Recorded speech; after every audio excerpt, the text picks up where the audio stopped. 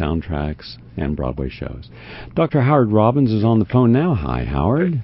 Hi, Gary. Good. Howard, a lot of people are concerned about the flu going around now, or it's not an epidemic level. I think we have to keep this in perspective. But a lot of people want to be proactive, and I can't tell people to vaccinate or not vaccinate. I'll just ask them a simple question. Before you vaccinate, you should ask your doctor to give you a written promise that the vaccine they're giving is specific to the contagion, and therefore would give you a legitimate opportunity to be protected. And if the doctor cannot, then ask him, well, isn't it true that a vaccine has to be gram-specific to the antigen, or it doesn't work at all? And what they're bringing out of storage, the Tamiflu, is not in any way, shape, or form conducive to a very unusual combination of a virus, this new combined virus. And many people I've been speaking with today are not convinced that this was not a genetically engineered virus. Your thoughts on this? Well, Gary, you're absolutely right. And that's, something you can say, I'm going to say in a little different way. There is no way they can make a vaccination up for example, this new swine flu epidemic that seems to be taking place. It's actually a combination of swine flu and they believe some of the avian flu virus that may have made its way finally here from Asia. The virus mutates. That's what viruses do.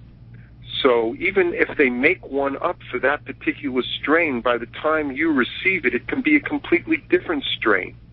And that's why viral immunizations don't work very well. In addition, it should be noted that even from regular influenza viral vaccinations, which they usually make 5 to 8 different viruses into the vaccination, 5% of the people who get the vaccination will die from the vaccination itself.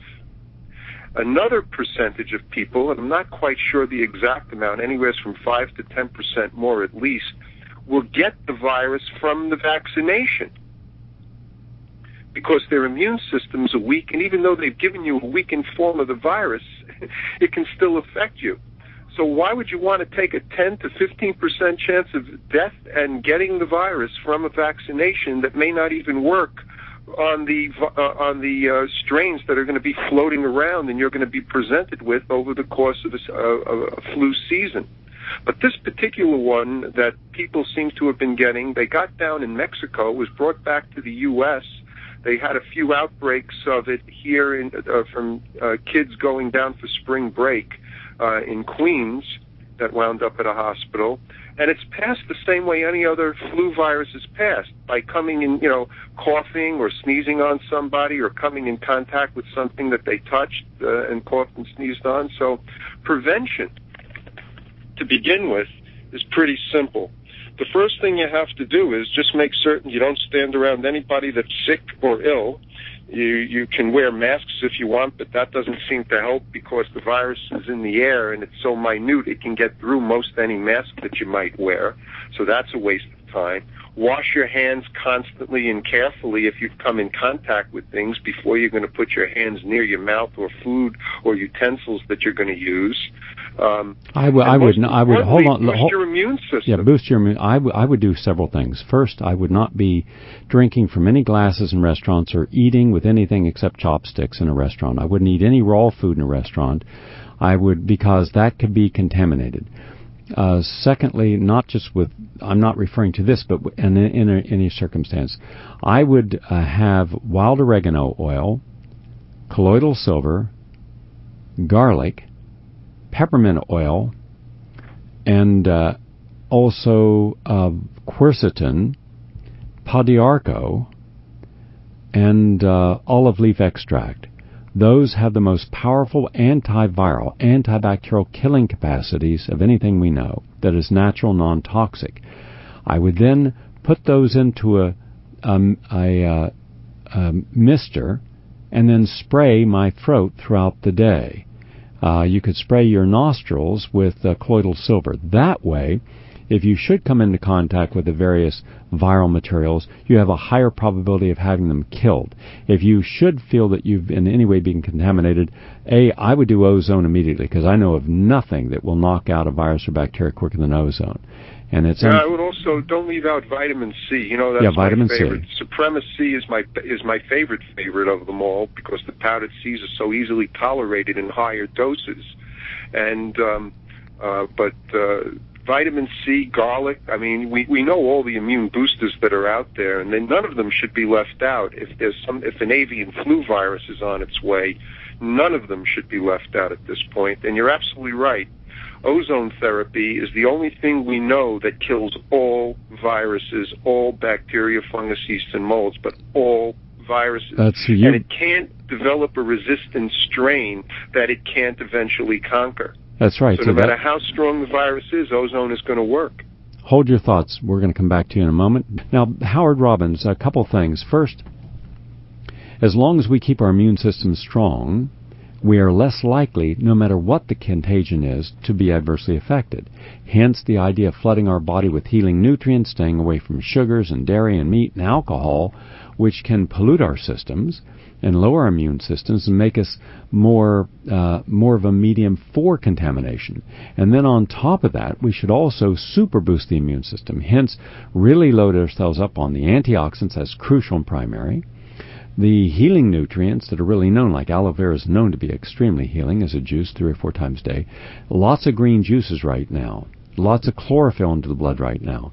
And I'm suggesting to the high school, if any of the people listening are parents of students who are sick with the flu, that or another variety, that they should get ozone and vitamin C drips.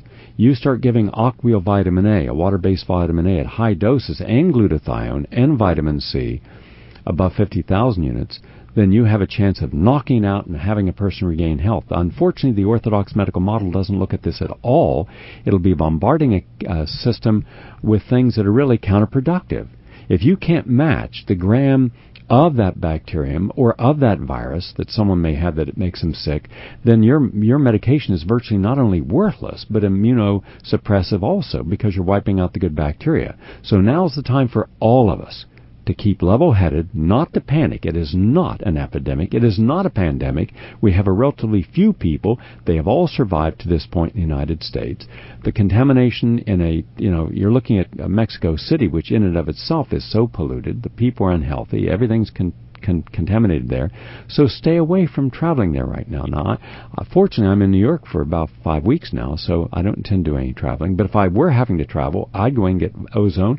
Then I would spray this in my mouth. I would load my body up with antioxidants and protective nutrients. I'd take them every 2 hours on an airplane.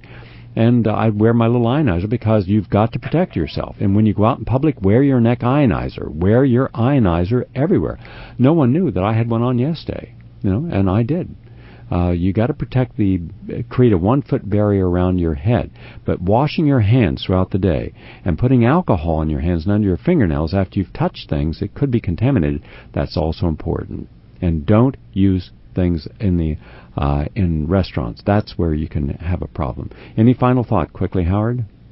Well, if anybody, we're running out of time, so if anybody has any questions, they're welcome to call me in the office at 212-581-0101. That's 212-581-0101. And this Sunday I'm going to be at the Naval Health Expo out on Long Island for some free lectures. If they'd like to call the office up, we'll give them the details around that. Okay, Howard. Thanks a lot. Thank you. More on this tomorrow, and I'll have on a woman who says don't use the flu vaccine, and she tells you why, and she's both a veterinarian and she's also a PhD, and she's an expert in tropical disease. We'll hear her point of view, and I'm going to do a commentary tomorrow from an individual who, by the way, I'll have Dr. Patricia Doyle on, and also I'll be doing a commentary on how did we get this vaccine? How did we get this virus? Was it man-made? We'll look at that, the pros and cons. I'm Gary Null. Thank you very much for listening, and I look forward to seeing you on our next program.